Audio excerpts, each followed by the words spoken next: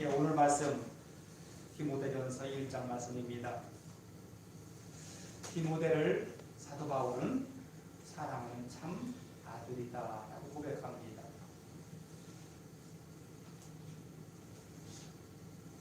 사도 바울은 결혼하지 않았어요.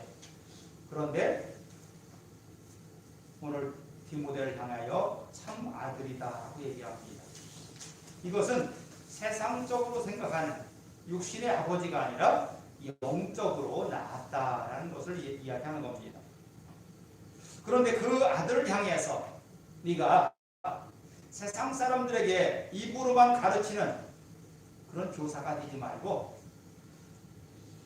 그들에게 하나님의 말씀에 바로 서 있는 그런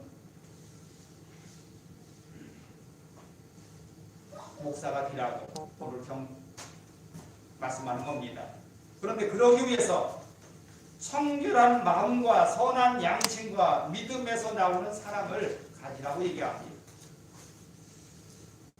이것을 성경에서 나오는 단어로 한 단어로 말한다면 옥토라고 할 수 있습니다. 어떤 말씀이 땅에 떨어져서 싹이 나고 자라고 열매가 맺기까지는 가장 중요한 것은 옥토가 중요합니다. 그것을 잘 받아서 자라게 하고 키워낼 수 있는 옥토가 필요합니다. 지금 우리들의 마음이 바로 옥토가 필요하다는 겁니다. 그래서 청결한 마음과 선한 양심과 믿음에서 나오는 사랑이 있어야 우리에게 떨어진 그 믿음의 씨앗이 자라서 풍성한 열매를 맺게 되는 겁니다. 그렇습니다. 사도 바울이 디모데를 향하여서 참 아들이라고 한 것은 세상적으로 볼 때는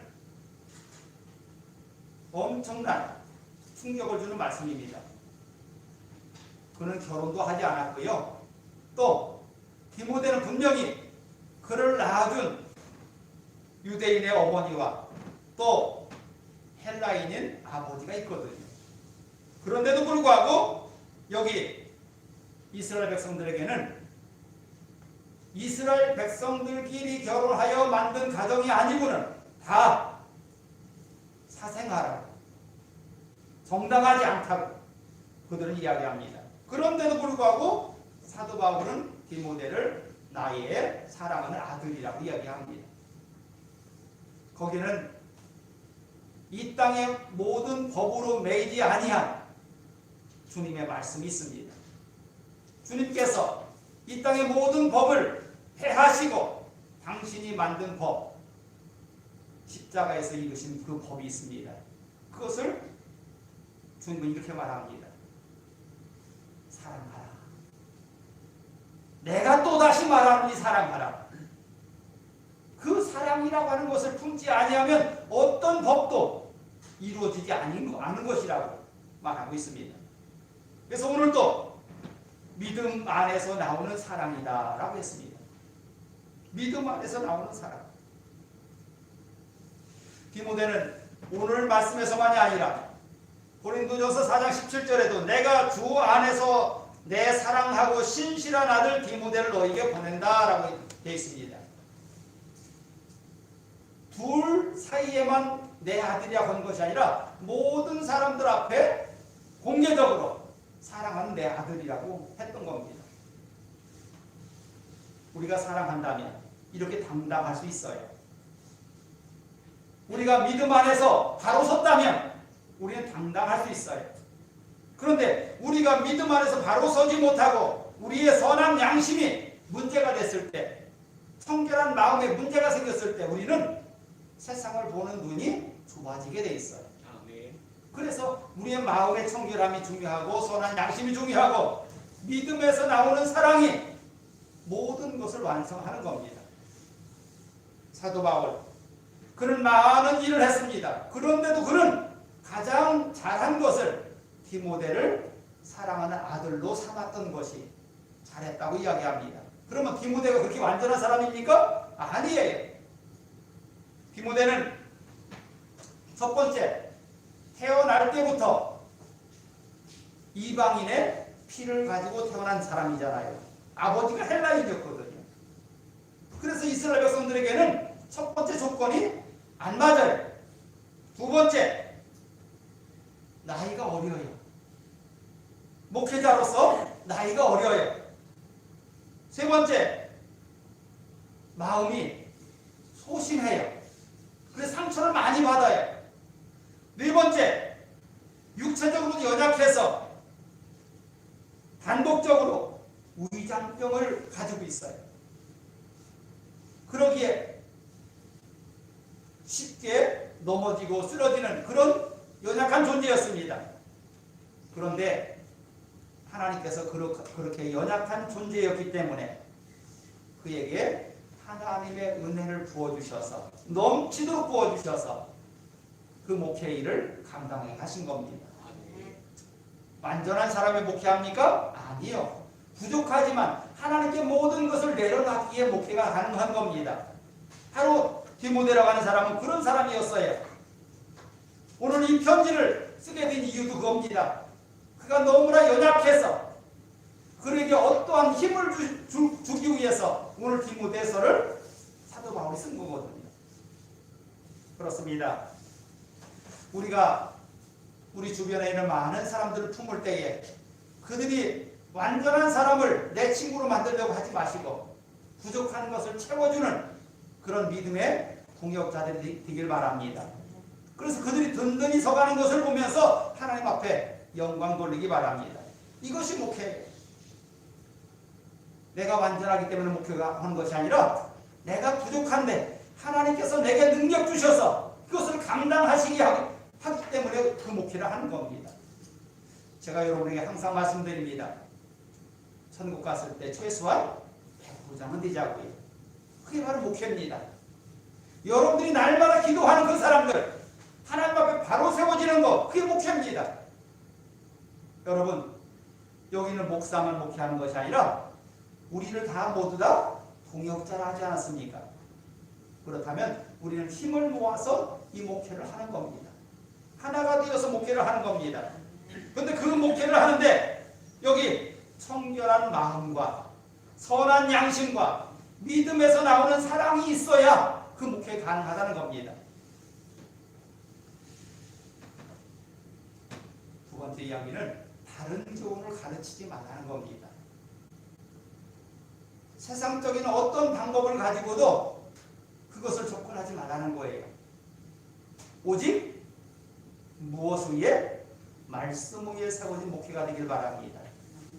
여러분들이 어떤 분을 위해서 기도할 때에 그냥 막연하게 기도하지 말고 성경의 어떤 말씀에 근거하여 기도하시기 바랍니다. 그래서 우리가 성경이 필요한 거예요. 주님께서 말씀하시지요. 이렇게 기도하라고요. 그 이렇게 기도하는 게 뭡니까? 주기도문이셨어요. 우리가 주기도문 잘 알고 있지 않습니까? 먼저 하나님의 영광을 위해서 기도합니다. 그리고 이 땅의 모든 사람들을 위해서 기도합니다. 그리고 나를 위해서 기도할 때는 하나님의 뜻대로 되어주세요 라고 기도합니다. 이게 주기도문입니다. 이게 목회인 줄 믿습니다. 이게 목회예요.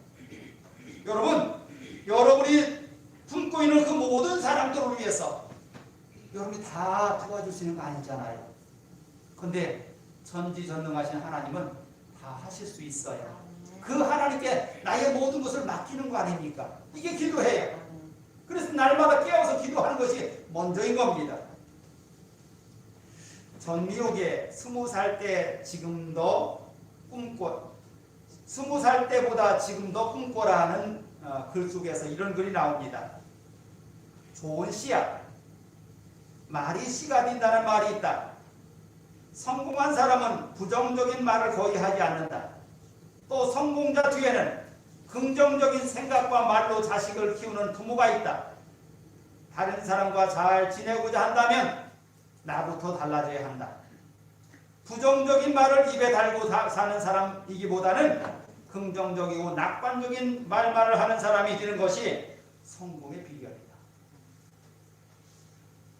여러분, 여러분들이 지금까지 만들어진 거 여러분들이 노력해서 된다고 생각하지 마세요. 여러분들을 위해서 수고하신 부모님이 계시고요. 여러분들을 위해서 많은 협력자들이 있었어요. 그리고 하나님이 그 위에서 모든 것을 우리를 다스리고 계십니다. 그렇게 지금 나의 이 모습이 만들어진 거거든요. 이것을 그냥 우습게 생각하지 마시고 감사하며 그것을 받아들이길 바랍니다. 그래서 우리들로 인해서 더 많은 사람들이 긍정적으로 영향을 받고 모든 것에 감사가 넘치길 바랍니다. 고도원의 아침 편지에 이런 글이 나옵니다. 말이 곧 사람입니다 라는 글이에요. 말이 그 사람의 생각이고 마음입니다. 말이 그 사람의 과거이고 현재이고 미래입니다. 어제 뿌린 말의 씨앗이 오늘 나를 만들었고 오늘 뿌린 말의 씨앗이 내일의 나를 만듭니다. 사랑의 말, 긍정의 말, 축복의 말, 격려하는 말, 이보다 더 좋은 씨앗은 없습니다. 그렇죠? 우리 입에서 나온 것을 우리는 먹고 사는 겁니다. 내가 지금까지 입에서 나온 말들, 내가 지금 먹는 것이고 내가 지금 뿌리는 이 말이 내가 앞으로 나에게 거두어질 열매가 되는 겁니다. 우리 입에서 나온 말, 하나님께서 하나도 헛되지 않게 한다고 하지 않았습니까? 그러기에 우리 입에서 저주가 나온다면 저주가 이루어질 것이고 우리 입에서 축복이 나온다면 축복이 이루어질 줄 믿습니다. 주님께서 우리를 세상에 보내시면서 이미 그렇게 확증하셨어요. 그러면서 부탁합니다. 너희들은 누구를 만나든 그를 위해서 뭐 해라? 복을 빌어라. 네? 저주하라 하지 않았어요. 복을 빌어라. 원수 갚는 거 하지 말라겠어요. 복을 빌어라. 어떤 원수를 만나도 그를 위해서 복을 빌으래요. 그럼 그 복이 누구 것이 돼요? 내 것이 된다니까요. 이게 주님께서 우리에게 부탁한 말씀이잖아요. 오늘 말씀에도 어떤 사람을 명하여 다른 교훈을 가르치지 말며 신화와 끝없는 족보에 몰두하지 말게 하려 함이라. 족보가 뭐예요? 조상에 대한 이야기예요. 그렇죠? 조상에 대한 이야기를 하다 보면 네 조상이 잘났네, 내 조상이 잘났네, 그게 싸움이 돼요. 그런 거 하지 말래요. 왜요? 우리 그 족보에 매이는 삶이 아니라는 겁니다. 오늘 말씀대로 한다면 내가 지금까지 입으로 뱉은 말들을 지금 나는 그 열매를 거두고 있고요. 지금 내가 뱉는 이 말을 통해서 내 앞으로의 미래가 결정된다는 겁니다. 그렇다면 우리가 하나님의 말씀에 근거해서 그 복음의 씨앗을 날마다 뿌리는 귀한 입술이 되길 바랍니다. 그래서 여러분들로 인해서 많은 생명들이 살아난다면 하나님 앞에 갔을 때 이런 말씀 받을 겁니다. 착하고 충성된 종아, 나의 즐거움에 참여할지어다. 이 말씀을 받아야 돼요. 달란트를 한 달란트 받고 두 달란트 받고 5달란트 받은 그 사람들이 돌아와서 한 말, 주님께서 맡겨주신 그 일 열심히 해서 이만큼 남겼습니다 라는 말이 우리가 하나님 앞에 내뱉을 수 있는 말이에요. 그것이 안 되면 악하고 게으른 종이라고 꾸지람 받을 겁니다. 착하고 충성된 종이 되어서 하나님의 영광에 참여하죠. 그래서 이 하나님의 말씀이 우리 속에 열매가 되려면 오늘 읽은 말씀 속에 청결한 마음과 선한 양심과 거짓이 없는 믿음이 있어야 가능하다는 겁니다. 이것이 근본이 돼야 거기에 사랑의 씨앗이 자라서 많은 열매를 거두게 되는 겁니다. 여러분, 고린도전서 13장에 보면 사랑장이 나오죠. 근데 사랑의 이야기에 대해서 이것저것 다 얘기합니다. 그런데 그것 위에 사랑을 더하지 아니하면 울리는 뺑판 소리와 같대요. 어때요? 뺑바리 소리가요. 사물놀이 할 때 보면 앞에서 리더를 하는 거지요. 근데 뺑바리만 혼자 막 두드리면 될까요? 안 돼요. 여기서 제가 설교를 하지 않고 뺑바리만 계속 두드리고 있다면 여러분들은 다 나갈 거예요. 얼마나 시끄러운지 몰라요. 근데 그 시끄러운 소리가 그 모든 사람들을 리더하는 소리로 변하거든요. 어떤 때요? 리듬에 맞추어서 뺑바리를 칠 때. 여기 있는 목사가 아무리 큰 소리를 내도 여러분들이 거기에 흥에 겨워하지 않는다면 저는 그건 잘못하는 거예요. 아무리 성경적이라도 여러분들이 이 말씀에 아멘하지 못한다면 저는 그 말씀 잘못 전한 거예요. 어떤 얘기일까요?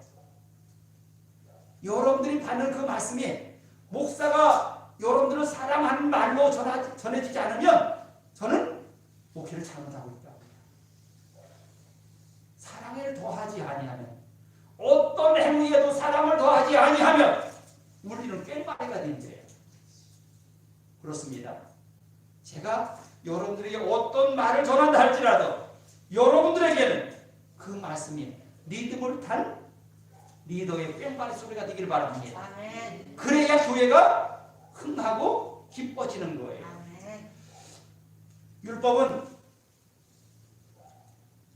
우리를 온전하게 하기 위해서 만든 하나님의 법이에요.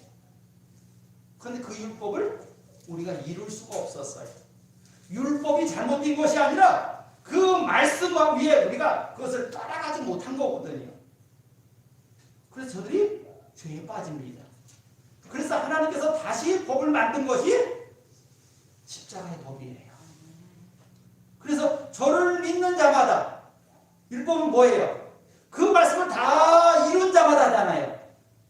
근데 이제 저를 믿는 자마다 다 이룬 것이 아니에요. 주님께서 이미 다 이루셨어요. 그래서 이룬 자마다, 그 말씀을 믿는 자마다 구원하는 법을 만드신 거거든요. 이게 바로 주님의 십자가 법이에요. 근데 그 십자가 법은 자기 십자가 위에 세운 겁니다. 우리도 마찬가지예요. 여러분들이 백부장이 되려면 그 여러분 뒤에서 따라오는 그들을 위해서 자기가 십자가를 줘야 되는 거예요. 십자가를 진 만큼 열매가 맺는 거예요.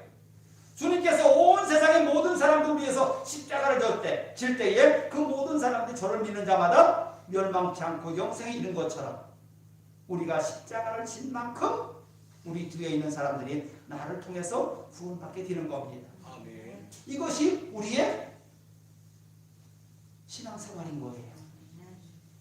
우리가 완전해서가 아니라 주님께서 완전하게 이루셨기 때문에 그 예수님만 저들에게 알리면 되는 거예요. 아멘. 그것이 바로 우리가 알려질 것이지, 우리가 세상적인 어떤 방법을 가지고 이야기를 가지고 우리가 알려서 되는 것이 아니라는 얘기죠. 그래서 오늘 다른 교훈은 가르치지 마라.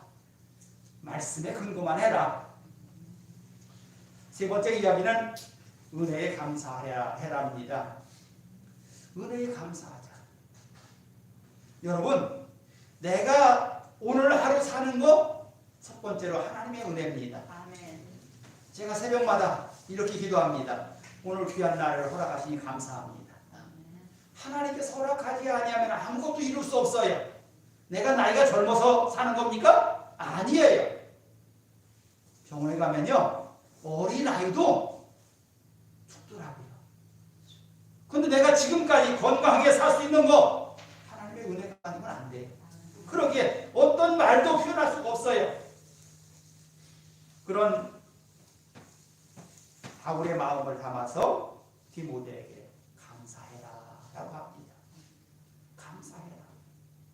감사하면 그 뒤에 하나님께서 더 많은 것을 열매 맺게 하셔요. 감사하는 마음이 있을 때에 더 많은 열매를 맺는다고 해요. 그럼 감사가 빠지면 뭘까요? 교만이에요. 감사가 빠지면 교만이에요. 내가 다 이룬 거예요. 다. 하나님이 가장 싫어하는 게 그거지 않습니까? 하나님께 감사하는 것이 빠지면 뭐가 된다고요? 교만이라고요. 하나님의 은혜가 아니면 우리가 아무것도 이룰 수 없어요. 근데 우리가 내가 이만큼 이루었다고 자랑하고 있거든요. 이게 교만인 겁니다. 우리의 믿음은 하나님의 은혜 가운데 세워 있는 겁니다. 하나님께서 은혜를 더하지 않으면 우리는 아무것도 이룰 수 없는 거예요. 오늘 하루가 감사하고 먹을 거 있으니 감사하고 추운데 따뜻하게 난방할 수 있으니 감사하고 오늘 내가 할 수 있는 일 있어서 감사하고 이 모든 것이 이루어지려면 이것이 필요합니다. 우리의 양심이 깨끗해야 해요. 양심이 깨끗하지 못한 사람들은요 그런 감사가 나오지 않아요. 제가 한 주간 동안 집에 있어가면서 참 내가 너무나 감사를 못하고 살았구나. 응? 내가 마음 먹고 어디 가고 싶을 때 가고 하고 싶은 거 하고 하는 것이 얼마나 감사한지를 지난 한 주간 동안 느꼈어요. 하나님께서 우리에게 너희 선한 양심을 가지라는 이유가 이거예요. 선한 양심이 없이는요 그 반대는 뭐냐면 화인 맞았다고 그래요. 양심이 화인 맞았대요. 그리고 나면 모든 것이 잘못되면 네 탓, 잘된 건 내 탓이라고 해요. 이게 양심이 화인 맞은 거예요. 여러분 내가 어떤 목적을 세우고 그 목적을 향해서 열심히 달려가며 잘 사는 게 아니고요. 그 양심이 바르게 살아있어야 잘 사는 거예요. 하나님께서 우리에게 만들어주신 내 법이 양심이에요. 하나님께서 우리 마음 중심에 어떤 일을 하든 그 양심에 걸리지 않도록 하기 위해서 우리 속에 마음의 양심을 안 두셨어요. 그 양심이 온전히 작동돼야 돼요. 그 양심이 작동되지 않으면 뭐라고 그래요? 강도라고 해요. 여러분 도둑질하는 강도가 그 양심에 가질까요? 안 가져요. 그거 빼앗고도 상대방의 목숨까지 빼앗고도 당연하다는 거예요. 내가 그렇게 하는 것이 잘했다는 거예요. 이게 화인받은 강도거든요. 여러분 작은 거 하나하나 그 속에 하나님의 은혜가 아니고는 이루어질 수 없어요. 부모님께서 나를 위해서 수고한 그 모든 것이 은혜가 아니고는 다른 말로 표현할 수가 없어요. 제가 여러분들에게 그런 말씀을 드린 것 같아요. 제가 어머니에게 감사하기 시작한 것이 엄청 어려웠다고요. 응? 나를 낳아주시고 나를 있게 하신 부모님인데 어머니인데 그 어머니께 감사하는 일이 심히 어려웠다. 근데 그 어머니가 나를 낳지 않았다면 제가 여기 어떻게 있어요? 그렇죠? 그러니까 이 감사라는 조건은요 다른 사람하고 비교하면 감사의 조건이 떨어져요. 그런데 그 감사를 다른 사람하고 비교하지 않으면 지금 현재 있는 그대로만 받아들이면 돼요. 그러려면 내 마음속에 선한 양심이 필요해요. 그 양심이 살아나야 돼요. 깨어 있어야 돼요. 신약 성경에 이 양심에 대한 이야기가 30번 정도 나온답니다. 선한 양심을 가지라는 말. 이 양심은 우리의 믿음과 밀접한 관계가 있습니다.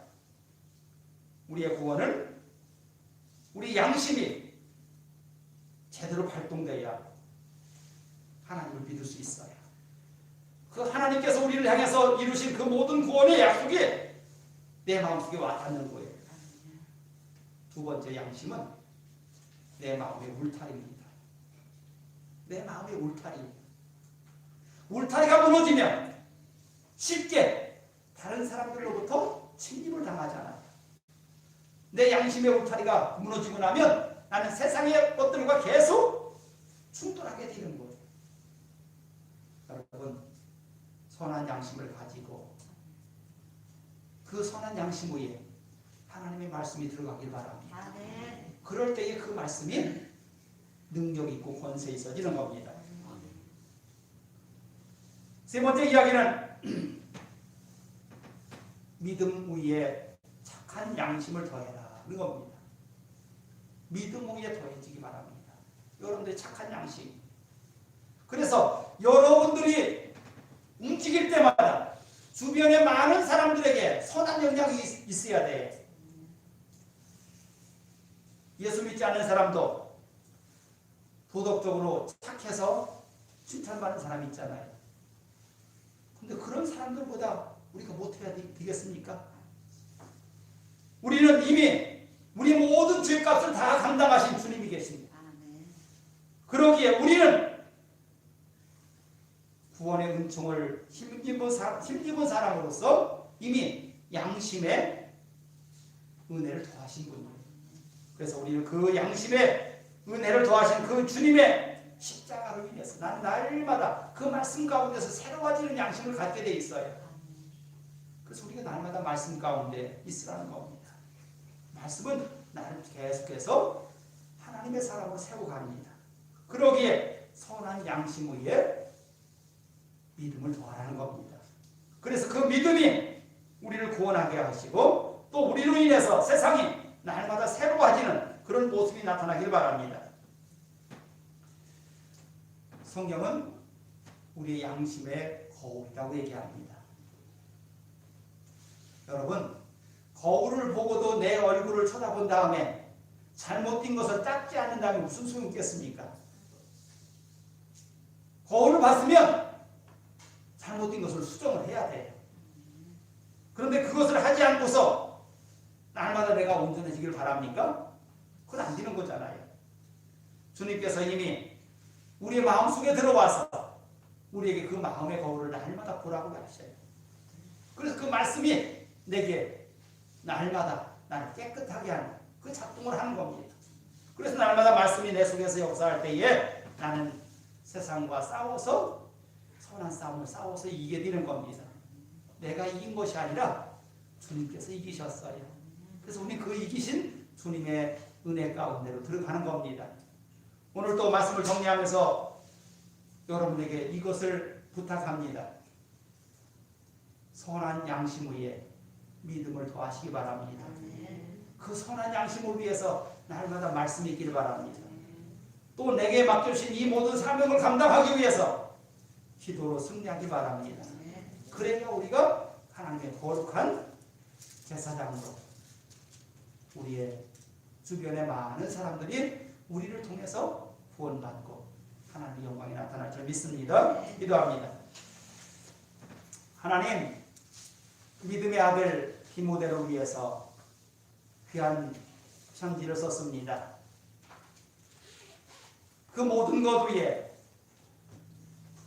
하나님의 은혜가 더해진다고, 네가 부족하기 때문에 하나님의 은혜가 더해진다고, 내가 항상 너를 위해서 기도한다고, 날마다 말씀 가운데 거하라고, 선한 양심 위에 하나님의 말씀이 자라서 열매 맺을 것이라고. 하나님, 우리의 모든 삶 속에 날마다 선한 양심 가운데 말씀이 심어지게 하시고 그 말씀이 잘 자라서 열매가 되어서 하나님의 영광이 되게 하여 주시옵소서. 예수의 이름으로 했습니다.